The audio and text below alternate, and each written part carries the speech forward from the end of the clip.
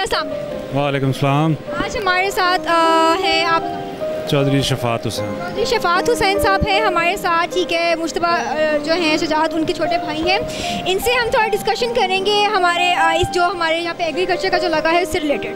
Sir बताइए जी, यहाँ पर ये स्टॉल लगाया हुआ है ज़रिए तरक्याती बैंक ने हमारे साथ मिलकर जी, सन पावर कंपनी के साथ, जो कि हम सोलर ट्यूबवेल्स देते हैं किसानों को।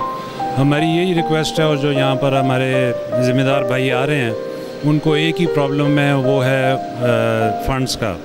अगर सब्सिडी दी जाए तो मैं समझता हूँ कि ये जो बोझ है हमारे नेशनल ग्रिड पर बिजली का, उसमें भी कमी आएगी और लोग किसान जो हैं वो अपना ट्यूबवेल शमसी तवानाई से चलाकर इससे ज़्यादा फ़ायदा हासिल कर सकेंगे। सब्सिडी का मुझे पहले बताएं, पहले जो पिछली हुकूमत थी उन्होंने तो काफ़ी सारी जारी की थी, क्या अब ये जो है सब्सिडी ख़त्म की जा रही है? नहीं, ख़त्म नहीं की जा रही।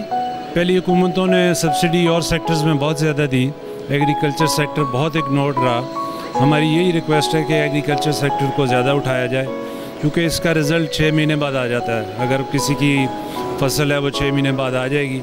लॉन्ग टर्म प्रोजेक्ट्स भी अच्छे हैं, लेकिन इस एग्रीकल्चर को बहुत ज़्यादा लुक आफ्टर करने की ज़रूरत है। सर काश्तकारों के लिए, किसानों के लिए आपका क्या पैगाम? उनके लिए यही पैगाम है कि बिजली को छोड़ें और शमसी तवानाई अपनाएं, जो कि माहौल के लिए भी बेहतर है और लॉन्ग टर्म में उनको फ़ायदा देगी।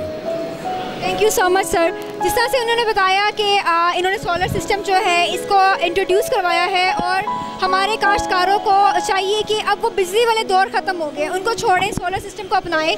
इससे क्या होगा कि आपकी बिजली भी नहीं लगेगी और ये आपके लिए बेनिफिशियल भी है, पैसे भी कम लगेंगे और आप ज़्यादा से ज़्यादा पैदावार कर सक रहे हैं।